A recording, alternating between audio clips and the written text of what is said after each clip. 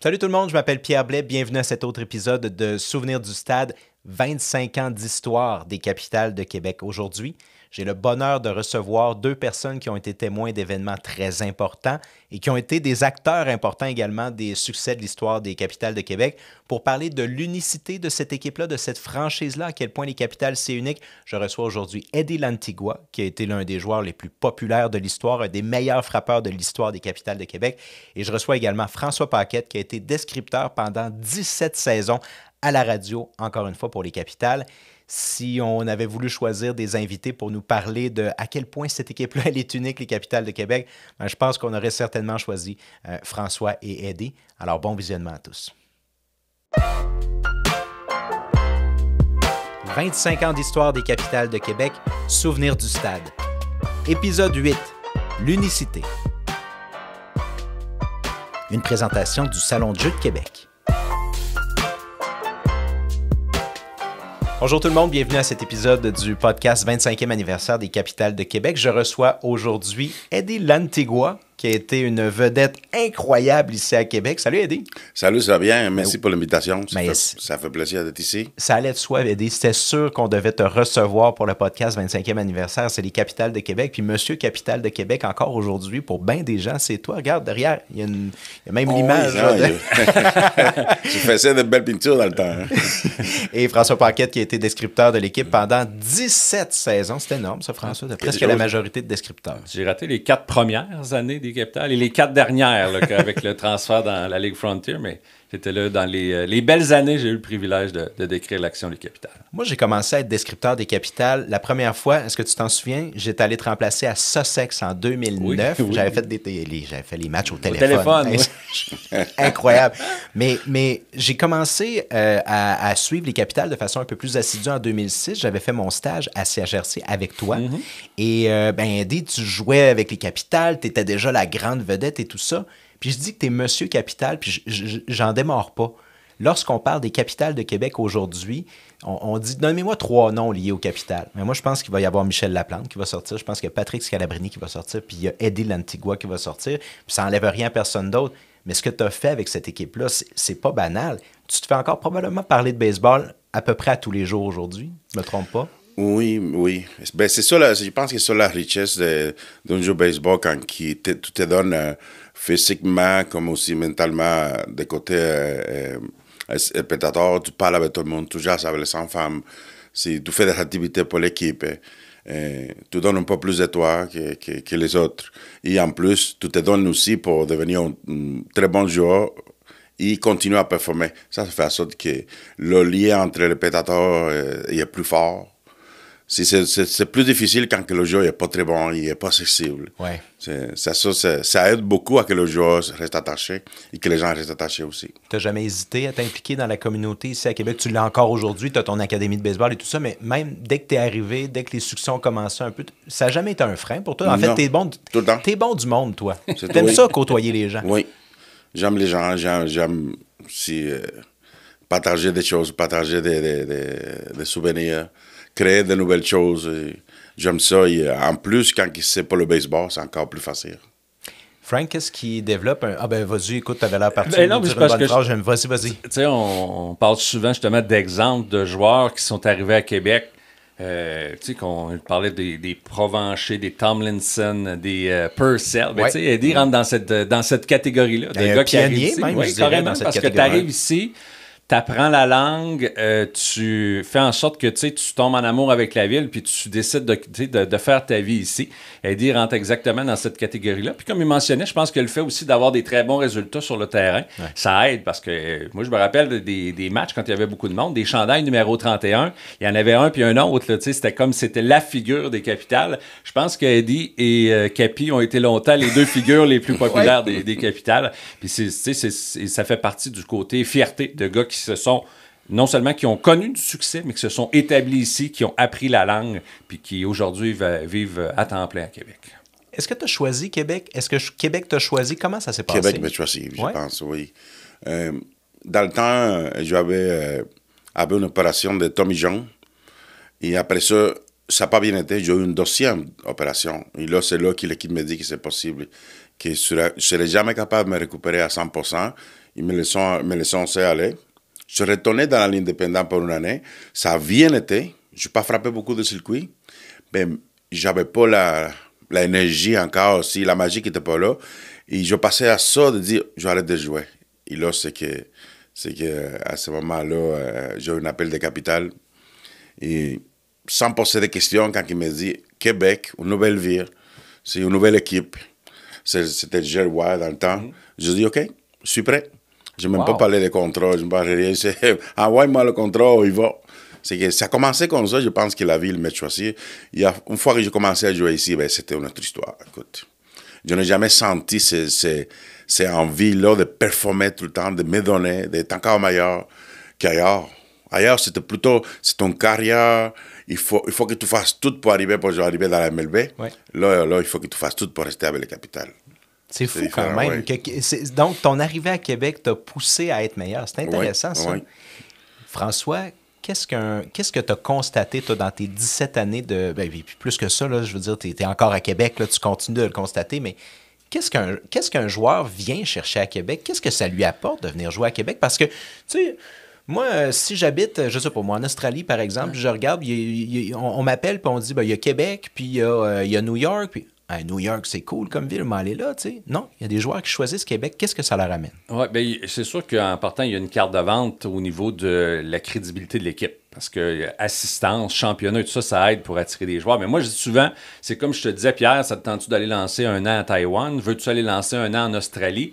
Tu vas le faire pour le baseball, mais il y a une expérience culturelle qui vient avec ça, parce que en partant, la langue, c'est toujours le point numéro 1. Il y a certains joueurs à qui ça fait peur, il y en a d'autres, c'est un challenge de dire, je vais aller jouer dans une ville où je connais pas la langue. Il y a des joueurs qui adorent ça, mais c'est vraiment, je pense, pour plusieurs joueurs, c'est une expérience culturelle, de dire, je viens tester. Pourquoi un gars que j'ai connu, je sais pas, dans le 2A, dans telle organisation, me dit, va jouer à Québec, et je veux savoir pourquoi. Puis quand les joueurs arrivent ici, ils se rendent compte que les Capitals ont une grande importance dans la communauté. On fait souvent référence à Rockland, New Jersey, tout ça, c'est quand même des bonnes organisations, mais tu vis dans l'ombrage des Yankees, des Mets, des grosses équipes. Ici, l'équipe de baseball, c'est les Capitals. Puis même, je te dirais, je voyage beaucoup à Montréal, puis ça parle de plus en plus des Capitals, parce que les gens n'ont plus les expos, n'ont plus de baseball professionnel. Fait que je pense pour bien des joueurs, c'est une expérience qui est phénoménale de dire, je veux aller vivre ça, je vais voir si je veux aimer ça. Puis honnêtement, je ne connais pas le pourcentage, mais je pense que 90% des joueurs qui passent à Québec, même s'ils ne reviennent pas nécessairement l'année d'après, vont apprécier leur expérience. Notamment parce que je crois que les gens de Québec n'ont pas de difficulté à adopter des gens qui, peu importe d'où ils viennent, hein, s'ils veulent adopter la personne, ils vont l'adopter. Oui, c'est ça, c'est mon point principal. C'est la façon que les gens ils sont ici avec toi, l'attachement et ils sont capables de créer une énergie positive côté approchement. Tu te sens bien parler avec quelqu'un, tu te sens comme tu es connu pas seulement comme un joueur personnellement. Et ça donne un impact incroyable au joueur parce qu'il a le goût de continuer. Il connaît quelqu'un, il fait des amis, il s'approche, il connaît les gens. C'est plus facile à embarquer dans ce terrain de baseball quand tu joues pour des gens que tu connais, que des gens qui ont un attachement. Tu te donnes encore plus. Tu es arrivé à Québec à peu près à quel moment dans l'année lorsque tu es arrivé? C'était en mai. En mai, oui, il se faisait fret. Dans le temps, là, on avait des toucs quand j'étais arrivé la première fois. Ouais. En 99. C'est la première fois que j'étais arrivé à Québec. C'était quelque chose. J'étais impressionné. Je dis, oh, wow, c'est une autre chose. As-tu la piqûre dès que tu es arrivé? Est-ce que tu t'es dit, oh merde, dans quoi je me suis embarqué ou c'est wow? Oui, au début, oui, dans quoi je me suis embarqué. Ah oui, OK. Mais jusqu'à temps qu'ils ouvrent les portes de stade. Ah oui? Quand ils sont ouverts les portes de stade, les arbres en arrière, là, c'est le terrain, de la manière qui se fait, les estrades très proches. Il y avait quelque chose de spécial dans le stade. Et là, oh, wow, OK, j'ai hâte de commencer. J'ai hâte que les gens aient dit play baseball. Et là, c'est après, à partir de ça, tout a changé. C'est une histoire qu'on a entendue quand même quelques fois au fil des années, hein, ça? Puis il parle de météo, Eddie, puis c'est vrai que des fois, c'est important de rappeler aux joueurs que la température qu'on a au mois de mai, ce ne sera pas comme ça au mois de juillet non plus, parce que c'est vrai qu'au mois de mai, des fois, au camp... c'est pas juste des préjugés, là. Il fait fret par bout aussi pour vrai. Avec la tuque, avec notre manteau. Il y a eu des matchs de série, on était avec notre tuque, nos manteaux d'hiver, mais ça faisait partie du charme. Mais c'est vrai que pour certains joueurs, c'est bien de les rassurer, parce que, comme Eddie mentionne, quand tu arrives ici, puis là, là, tu connais pas le marché, tu connais pas la ville, tu trouves qu'il fait froid, ça semble, tu sais, ça n'a pas l'air d'une ambiance de baseball. Et surtout qu'au mois de mai, tu sais, le hockey n'est pas fini encore, que ce soit pour les remparts, que ce soit au niveau de la Ligue nationale. Les gens parlent encore beaucoup de hockey, mais à un moment donné, quand le beau temps s'installe, quand l'école se termine, puis là, le baseball prend sa place, je pense qu'il y a bien des gens qui se rendent compte, une chance que j'ai pas décidé d'accrocher mon gant ou d'aller jouer ailleurs. Il faut simplement connaître un peu notre température et notre culture, mais un coup qu'on est bien imprégné, je pense que les joueurs apprécient. Et là, un point sur la question que tu l'as posée à François, pourquoi nous, on aime ça jouer ici? Qu'est-ce qui fait en sorte qu'on revient? Mais c'est différent d'ailleurs, parce qu'ici, la couverture média, c'est le numéro 1. Les joueurs sont toujours sur la couverture, tu es toujours sur le journal quand tu performes. Les spectateurs sont toujours sur toi. Après la game, comme avant la game, la magie de la ville, tu comprends? C'est un lien de beaucoup de choses qui fait en sorte qu'ils s'attirent beaucoup de jouer à Québec. Tu te sens comme si toujours dans l'équipe de la MLB. Parce que les gens sont après toi tous les jours. Et si tu joues une année, toujours 3 années, tu vas se sentir encore plus accueilli. Si les gens ils vont t'adorer plus, ils vont donner encore plus de sport pour que tu continues à t'adorer. Surtout quand ça va bien? Oui, quand ça va bien. Quand ça va mal, tu vas le sentir aussi. Ça, c'est une autre chose. Ça, c'est une chose que j'ai compris vite. Quand ça va mal, tu vas comprendre, OK, il faut que tu reprennes plus vite parce que sinon, ils sont après toi aussi. Là. C'est des spectateurs qui sont chaleureux de les deux côtés. Ça va bien, ça va pas bien, OK. Mais ils vont dire des choses. Puis on l'a vu sans série l'an dernier avec Jeremy Profar. En fin de saison, il y a eu un petit problème au bas du corps. Là. Je pense que c'était la cheville, puis il y a un roulant qui n'a pas couru. Puis finalement, il aurait pu être sauf s'il avait couru. Puis il s'est fait huer dans le stade. Oui. Sauf qu'en séries éliminatoires, il est venu en remaudir deux de l'autre côté, comme des vrais de vrais, là, des claques à la Lantigua. Là, et les gens, instantanément, lui ont donné là, l'ovation du siècle au Stade Canac. C'est ça qu'il faut que tu performes. Il ne faut pas que tu fasses ça parce que tu vas comprendre que ça va faire des bruits de différentes façons dans les estrades. Est-ce que ça a fait ça, toi, au fil? Parce que tu as quand même passé plusieurs années à Québec. Est-ce qu'il y a eu des moments plus difficiles? Non, j'ai toujours eu de bonnes années avec les Capitales. Mais la première année, j'ai goûté un peu quand je jouais au 3e but. Au début, c'était un peu difficile à cause de la température. Mais les spectateurs, ils me faisaient savoir, il faut que tu joues mieux que ça. Okay. Il y avait des petits mots, let's go. Et après ça, là, je me donnais un peu plus, je travaillais un peu plus fort. Et après ça, je pense que jusqu'à 2009, ça a super bien été. Le français, c'est quand même un point important. On en a glissé un mot déjà. Est-ce qu'on est capable de rendre ça comme étant un point de vente? Est-ce que ça devient un avantage à un moment où ça reste toujours un petit point sur lequel les joueurs vont faire « me semble que c'est pas un milieu où je vais être capable de m'épanouir ». Qu'est-ce que tu as entendu au fil du temps, François? C'est une bonne question. Je pense pas que ce soit un avantage ou un désavantage. Moi, je pense plus que c'est une curiosité pour les joueurs qui s'amènent ici pour la première année. Moi, je trouve ça drôle parce que quand on allait sur la route, il y a des endroits comme à Pittsfield, qui est un petit stade où notre studio était dans les estrades, un peu comme au stade municipal, mais vraiment, là, tu es à travers de centaines d'Américains. Là. Donc là, les gens venaient autour de toi puis ils t'entendaient. Fascinant, oui. Puis, il y a des gens qui aimaient ça, écouter une Nouvelle-Zélande. Il y a d'autres gens qui détestaient. À New Haven, les Cutters qui jouaient à New Haven pendant quelques années, je me rappelle d'un spectateur qui était venu me voir pour me dire de fermer ma boîte parce qu'on m'entendait juste moi, puis je parlais en français, puis ça agaçait bien des gens. Mais il y a un côté... Il y a un côté exotique à la langue française. C'est comme ça attire certaines personnes. Puis je pense que ceux qui ont le goût de rester, tu le sens tout de suite. C'est pas dire je vais apprendre le français au complet pendant une année, c'est d'apprendre des mots, d'être capable de discuter un peu avec les gens. Les Québécois sont capables de faire un effort aussi pour parler un petit peu en anglais. Je veux dire, c'est rendu connu au stade. Puis, je disais, Eddie est un bel exemple. Les Tomlinson, Provencher, Purcell, il y en a une tonne des gars qui sont Matthew Rush, des gars comme ça qui ont appris le français. Puis que, souvent, tu es dans le bureau du coach, puis le gars, il parle pas, mais il écoute. Puis à un moment donné, il va être capable de faire un bout d'entrevue en français. Puis ça, les Québécois adorent ça quand quelqu'un va faire l'effort justement de parler en français. Mais pour les joueurs, je pense qu'il y en a plusieurs, c'est une curiosité. Je pense qu'il y a un petit pourcentage de joueurs qui ne voudront pas venir parce que ça leur fait trop peur, la langue. Mais habituellement, quand le joueur vient se tremper les pieds, habituellement, il va comprendre l'importance de la langue française. Puis habituellement, les joueurs s'acclimatent très, très bien. Pour moi, je dirais que c'est un cadeau. Vraiment un cadeau. Parlais-tu français ou pas du tout? Je parlais pas français. Pas du tout, du tout? Et je ne savais même pas que ça parlait français au Québec. Wow! C'était un cadeau parce que je passais de parler ma langue à parler en anglais et après ça, apprendre une autre langue. Et que, écoute, quand je suis que pour parler avec les spectateurs et pour avoir une meilleure communication avec les gens, il fallait que j'apprenne, je me donnais vite. Je commençais à être curieux et à me donner plus, à écouter des films en français.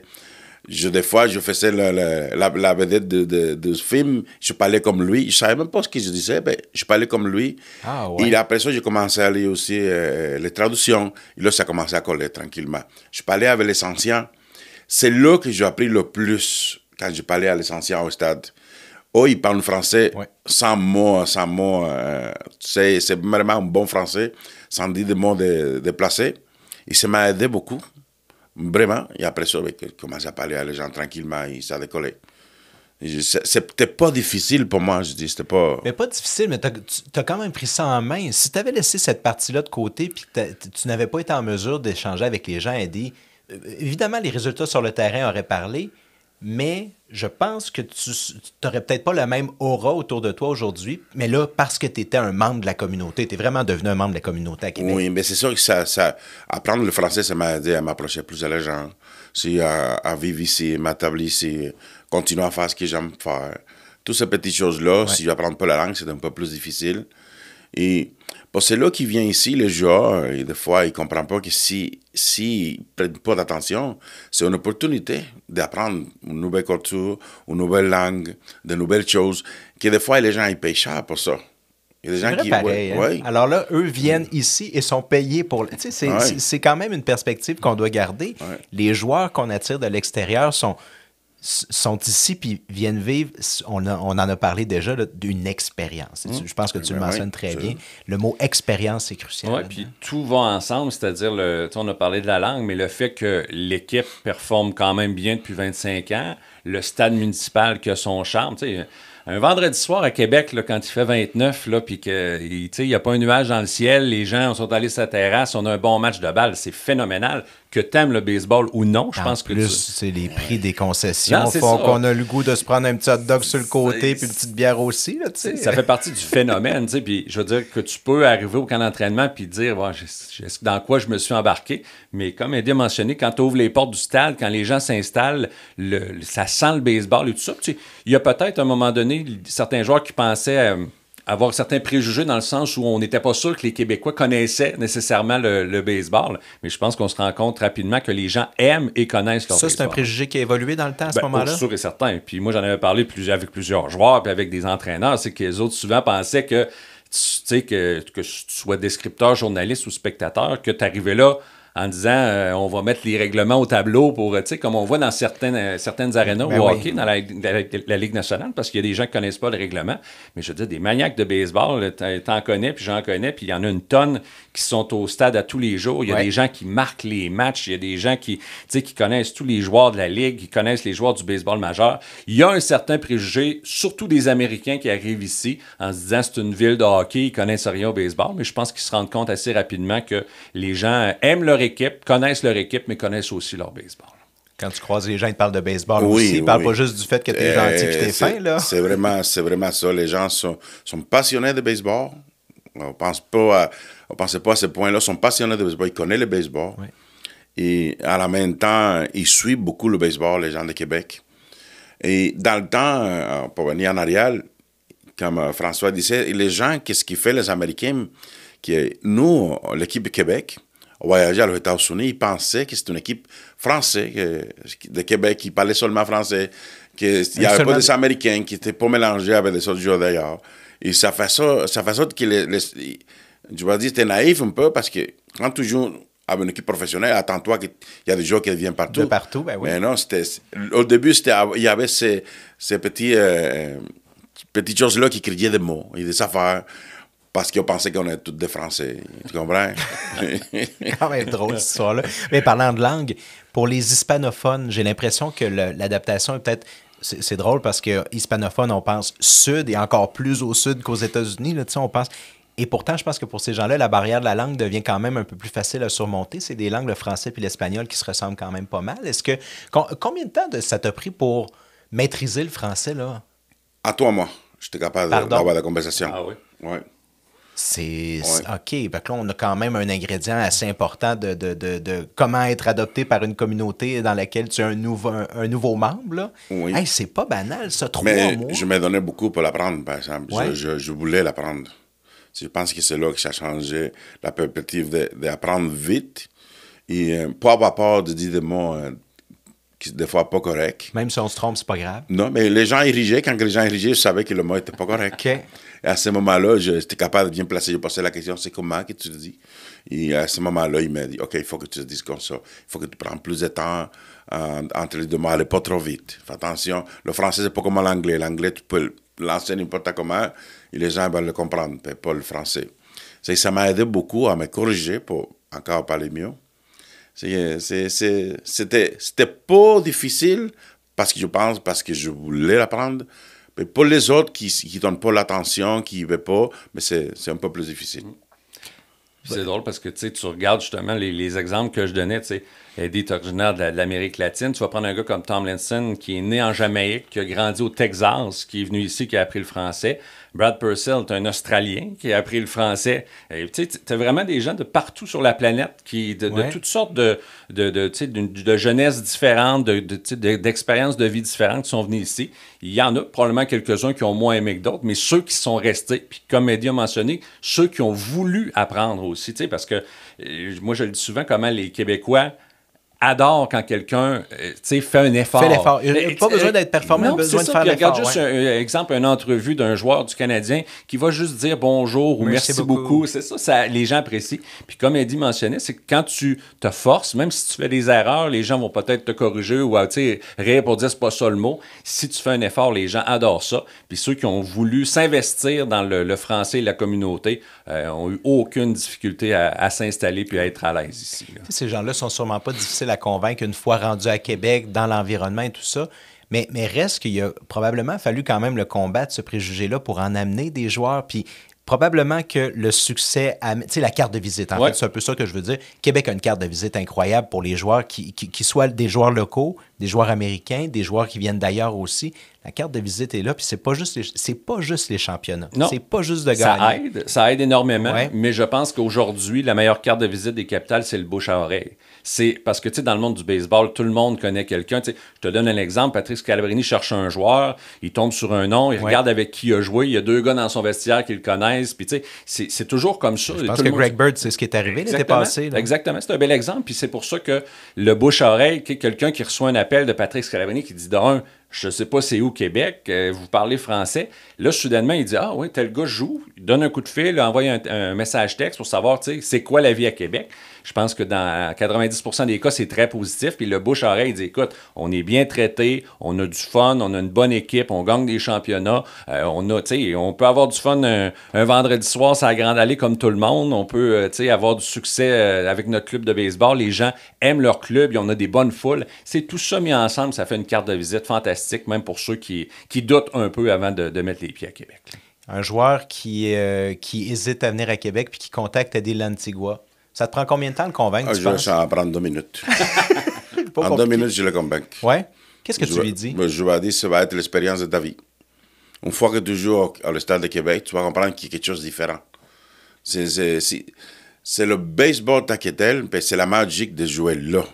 Tu vas jouer en New Jersey, après, tu vas jouer ailleurs, tu vas affronter les autres équipes et tu vas avoir le goût de retourner à Québec pour jouer à Québec.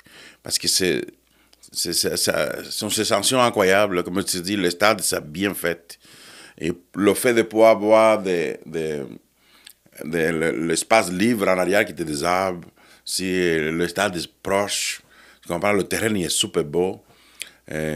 La chaleur des spectateurs, tu comprends, ils sont bruyants, ils font des bruits. Tout ça fait en sorte que la magie qui opère tout de suite, et tu as le goût de performer plus, tu as le goût de donner plus. Tu peux pas être le joueur dans un coin qui ne veut pas se donner à 100% quand tu viens à Québec. Qu'est-ce que ça t'a fait lorsque ton fils est venu jouer, mais comme visiteur au stade? Il n'était pas avec le Capital, il était visiteur. Qu'est-ce que ça t'a... Ça a fait des frictions. Ça a fait des frictions parce que tu jouais là, après ça, tu vois ton enfant dans le même terrain, jouer baseball. C'est stressant En la même temps, ça fait des frictions parce que c'est toujours c'est ce qu'un parent il veut. C'est tous les papas qui jouent au baseball dans la MLB, ils veulent que son fils joue aussi dans la MLB ou joue dans son équipe. Quand je l'ai vu jouer, pour moi, c'est spécial. Lui, il l'a vécu quand même à distance quand il était plus jeune. Là, de jouer au stade, ça devait être incroyable pour lui aussi. C'est ça. Mais tout le monde a envie de jouer au stade. Quand ça arrive, c'est là que tu comprends pourquoi. Là, à ce moment-là, je comprends pourquoi, depuis ce temps-là, je voulais jouer ici. C'est magique. C'est de bons souvenirs. C'est de bons histoires à rencontrer. Ça fait un moment spécial dans ta vie personnelle. De jouer dans un beau terrain avec beaucoup de histoires, beaucoup de championnats. Tout ce qui se passait au stade, tu comprends? Tu fais partie de ça à ce moment-là, au moment que tu mets l'uniforme et que tu joues au stade. Puis on n'a pas souvent, on n'a pas toujours, j'allais dire on n'a pas souvent, mais on n'a pas toujours l'ampleur que tout ça peut prendre. Parce que là, effectivement, je pense qu'Eddie, t'es vraiment un bon exemple. Tu es arrivé à Québec, tu connaissais pas Québec. Ta famille habite ici maintenant. Oui. Tu es en affaires ici. Tu as appris le français, ça t'a permis de te lancer en affaires ici. Tu sais, c'est pas banal non plus. Dans le fond, Québec est devenu ta vie. C'est devenu ta vie, Québec. Oui, absolument. Il n'y a personne qui me sort d'ici. Les gens, ils me posent la question. Les gens, ils me posent la question. Hey, t'es dominicain, le soleil, tout ça. Oui, j'aime mon pays. Même nous, là, en passant, nous, on trouve ça bizarre là, que tu restes ici alors que tu aurais la possibilité de passer beaucoup de temps au soleil. J'adore mon pays. J'adore mon pays. Mais j'ai vécu dans mon pays. J'ai vécu ici. Mon pays ne me donne pas le confort, le mode de vie, les opportunités. C'est tout ce que j'ai vécu dans les dernières années de baseball, je l'ai vécu ici. Je me sens bien quand je suis ici, tu comprends? Quand j'arrive à la République dominicaine, un mois après, je vais quitter, je vais retourner à Québec. Et c'est ça qui fait en sorte que c'est pour ça que je dis Québec, c'est chez moi aujourd'hui. Même si je suis dominicain à 100% et Québécois à 100%, ben oui. J'ai toujours envie d'habiter plus ici que là-bas. Et j'ai eu beaucoup d'opportunités d'aller faire du baseball là-bas, d'aller coacher, de faire des choses, mais l'envie de rester ici, de faire partie de tout le projet que j'avais en tête, là, d'aider les enfants à améliorer encore, oui, ça m'aidait encore à donner plus de force. Mais aujourd'hui, c'est ça que je fais. Je gagne ma vie à faire du baseball, à coacher les enfants. C'est 7 jours sur 7 jours, j'ai la bonheur. Même s'il y a la fatigue physique, le côté mental il est fort tout le temps. C'est tout ça. Puis l'élan est encore là. En plus, moi, je l'ai vu dans les dernières années quand même. Je sais que l'élan est encore là. Puis j'allais dire, tu sais, parce que quand on parle de qualité de vie, je veux dire, à Québec, je pense qu'on peut se compter chanceux aussi. Il n'y a pas beaucoup d'endroits en Amérique où tu peux te promener n'importe où à 2 heures du matin sans te casser la tête. Tu sais, je pense que Québec, c'est pas trop un problème. Là. C'est pas tu sais, sans rien enlever à Montréal, New York ou à d'autres endroits. Mais c'est très calme. Oui, c'est calme. Puis si tu veux avoir un peu de plaisir, il y a des places en masse pour en avoir. Si tu veux, tu sais, il y a un petit peu de tout. Non, on n'a pas de club de baseball majeur, de Ligue nationale de hockey, mais Québec est bien avec ce qu'on a présentement. Puis moi, je pense que la qualité de vie, ça reste un des facteurs les plus vendeurs pour cette ville-là, parce que ça reste un endroit où, tu sais, le taux de criminalité est tellement bas, tu peux faire à peu près n'importe quoi, n'importe où, à n'importe quelle heure, sans te casser la tête. Puis ça, je pense qu'il y a bien des gens en Amérique aujourd'hui, avec, on sait qu'en 2024, ça brasse à bien des places. Il y a des enjeux de sécurité partout. C'est ça. Hein? Fait que je pense que ça aussi, ça peut être une carte de visite très importante. Il n'y a pas de prix. Ça, c'est parti-là. Il n'y a pas de prix.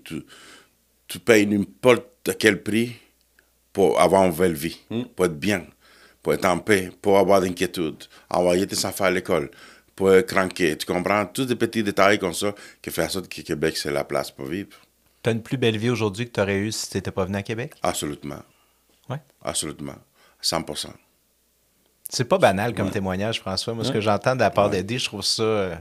Il n'y en a pas d'interrogation, fais-moi confiance. Parce que je te dis, j'ai vécu, je jouais beaucoup à les États-Unis, je rencontrais beaucoup de gens différents, je visitais beaucoup de villes différentes. Et c'est ça qui fait en sorte que quand tu arrives à l'endroit, c'est facile à la choisir. Tu comprends? Ouais. C'est Québec, c'était ça. Pour moi, c'était facile. Et après ça, l'histoire rencontre tout. Après, le baseball, la famille. Oui, puis je me rappelle, là, il y a quelques voyages qu'on avait fait dans l'association américaine quand il y avait des matchs interligues, puis TJ Stanton avait joué dans cette ligue-là. Puis je me rappelle qu'il y a quelques endroits où il disait « Je veux juste t'avertir, mais quand le match finit, tu montes dans l'autobus, là, tu vas pas te promener pour voir ce qui se passe à gauche et à droite. » Je me rappelle de la ville de Gary, c'est la ville de naissance de Michael Jackson. Gary South Shore.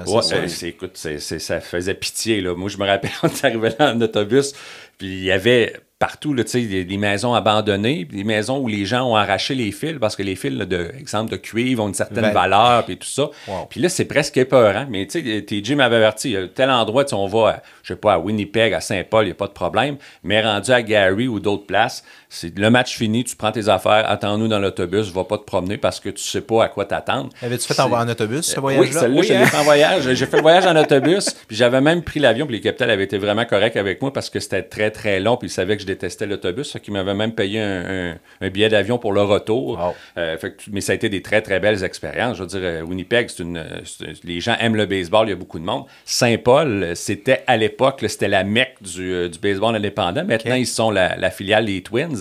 Mais c'était fascinant d'aller là. Donc, tu sais, c'est des belles expériences pour moi comme journaliste, commentateur, descripteur, mais pour les joueurs aussi, ça avait été très bien.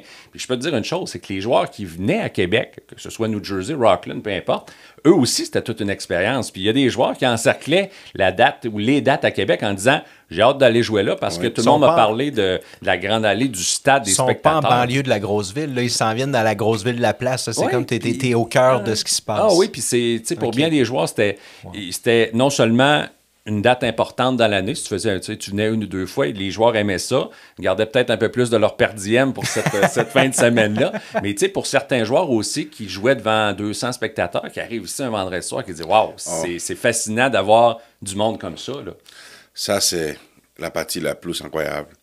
Tu savais qu'à chaque fois que tu jouais à Québec, il y avait des gens dans les estrades. Mais à chaque fois que tu partais aux États-Unis pour jouer dans les équipes, tu ne savais jamais comment aller. Tu n'as pas de certitude, hein? Tu peux arriver à un match 100 personnes, comme peut avoir 1000, 2000 personnes, mais pas autant jamais qu'à Québec. Les spectateurs ici, ils étaient fiers d'être toujours présents. Ça fait partie de l'unicité de Québec dans le monde du baseball indépendant. Oui, puis c'est arrivé certaines fois. Moi, je me rappelle qu'on est allé à des places, Newark est un bel exemple, là, où il n'y avait jamais personne. Puis là, tu arrives à un match un soir, soudainement, il y a 3000 personnes. Promotion, feu d'artifice après le match. Feu d'artifice. Ça, c'est un super bel exemple. Newark, une grande ville, le stade, il est beau, il est grand, il n'y a personne. C'est la magie qui n'est pas là. La magie n'est pas là, puis peut-être que l'organisation, je ne veux pas les envoyer en dessous de l'autobus, mais tu sais, tu parles de feu d'artifice, Frank. Ici, il y en a une fois par semaine. Il y a des promotions à tous les soirs. Fait que, tu sais, encore une fois, probablement que l'organisation des capitales est une organisation unique grâce à ça aussi. Oui, parce que c'est sûr qu'aux États-Unis, les soirs de feu d'artifice, ou si, disons, exemple, on amène un joueur du baseball majeur qui va venir signer des autographes. Ou le fameux match du mercredi à 11h le matin pour l'école primaire. Ça, mais Newark le faisait souvent, ça. Puis c'était pas nécessairement des promotions, mais il y a eu des matchs où il y avait... Écoute, il y avait 15-20 personnes. Là, on le faisait pas parce qu'il y avait plus de monde. Oui, une fois de temps en temps, c'était pour les camps d'été. Ou il y a des fois où ça faisait patate. Tu t'entends presque résonner dans le stade tellement il n'y a pas grand monde. Puis même qu'à Newark, moi, ce qui me fascinait, c'était le son, police, ambulance, que tu entends plus. Parce que derrière, il y avait quand même une route qui était pas loin. Ton ambiance sonore dans la ville, c'est ça. C'était carrément ça. Puis Newark, c'était pas, écoute, c'est pas la place la plus agréable à aller non plus. Puis juste pour te dire, moi, Newark, ce que je me rappelle aussi, c'est qu'une année, on est allé, c'est l'année de la finale de la Coupe Stanley entre les Devils du New Jersey et les Kings de Los Angeles. Okay. Puis l'aréna des Devils n'était pas très loin du stade. Mais jamais que tu aurais su qu'il y avait une finale de la Coupe Stanley à peu près 2 km du stade. Alors qu'ici... les gens auraient été en bedaine dans les rues, là, parce que c'est pour ça que tu regardes ça puis tu te dis, le sport a son importance, puis les gens appuient les remparts, le Rouge et Or, les capitales. Il y a comme on se donne toute la main aussi pour que tout le monde connaisse du succès. Je regarde dans les derniers jours, le Rouge et Or basket qui a gagné le championnat canadien, c'est gros, puis les capitales les félicitaient sur Twitter, puis les autres organisations vont le faire. Tout le monde marche main dans la main, puis on est content du succès des autres parce qu'on n'est pas là pour se voler des spectateurs. La communauté. Oui, je pense que oui. Je pense que oui, c'est le bon mot pour une communauté sportive qui est tissée serrée ici à Québec. Là. Messieurs, merci. Je peux pas vous remercier davantage. Je peux pas aussi bien vous remercier que je voudrais le faire parce que vous êtes deux personnes qui ont été très importantes dans l'histoire de l'équipe. François, je sais que tu n'aimes pas les compliments, mais je vais quand même t'en faire. 17 ans, la description, c'est pas banal. Tu es encore la voix des Capitales avec Jacques Doucet, c'est toi. T'sais, on se le fait dire encore l'été. François, comment il va? Puis moi, j'ai la chance, on est chum, là, tu sais. Fait que je suis capable de donner des nouvelles aux gens puis de dire, ben, vous pouvez le suivre à TVA. Mais tu as fait partie de cette équipe-là pendant des années. Puis il faut que tu le prennes. Je sais que tu n'aimes pas ça, mais prends-le. Mais je vais le prendre. C'est très gentil, puis je vais le prendre. Mais tu sais, puis moi, je dis toujours souvent merci au Capital de m'avoir embauché. Tu sais, à l'époque, c'était comme on partait un peu de nulle part. Là, quand on est allé faire les séries en 2003 à North Shore, on disait où c'est qu'on s'en va avec ça. Puis à partir de là, ça a été une histoire d'amour qui a commencé. Mais sans les Capitales, je ne serais jamais avec le baseball majeur aujourd'hui. Puis de décrire des circuits d'Eddie, des catchs de Geoffrey Tomlinson, une troisième prise de Michel Simard, pour moi, ça a été une expérience phénoménale. Puis si j'avais recommencé demain matin, je prendrais encore mon auto puis je continuerais, aucun doute là-dessus. Une autre voiture que celle que tu avais, par exemple. Parce que... Ouais. Mais c'est vrai ce que tu dis, parce que quand tu quittais François parlait la radio, et là, aujourd'hui, quelqu'un d'autre, c'est pas pareil. C'est moi, l'autre, quelqu'un, puis là, tu vois, c'est pas pareil. Je le sais bien que c'est pas pareil. Puis c'est vrai que c'est un gros défi de faire aussi bien que des prédécesseurs comme ça, comme lui, comme Jacques Doucet. Je pense que François, il est attaché beaucoup avec les Capitales. Temps-là. C'est comme nous, les joueurs, quand il veut jouer dans son équipe pendant très longtemps, si on se donne à 100%, il fait partie, c'est comme une famille. Ouais. Et je pense que François, c'était ça dans le temps. C'est devenu une famille, le Capital, et après ça, c'est son rendez-vous à tous les jours. La bonheur était joué à tous les jours parce que tu avais des plaisirs à la faire. J'imagine que pour toi, c'est la même chose aussi. C'est pareil, c'est pareil. Je trippe baseball autant que vous deux, là, les gars. Puis, tu sais, Eddie, j'allais avec quelques compliments à François, mais j'ai pas le choix de te retourner à peu près les mêmes, là. Monsieur Capital, c'est toi. Je pense que les gens étaient heureux d'avoir de tes nouvelles. Puis, anytime, si tu passes au stade, tu viens nous voir à la radio, puis on va se poser quelques questions, on va se raconter quelques histoires, puis se rappeler des bons souvenirs aussi. N'hésite jamais. Les gens, encore une fois, nous parlent de toi au stade, dans les couloirs, puis disent je me souviens de l'année de l'Antiquois, puis tout ça. C'est fou, c'est complètement fou. Fait que bravo, merci d'avoir été là, puis j'espère que les gens vont apprécier l'écoute de ce podcast-là. Merci Pierre. Merci à toi.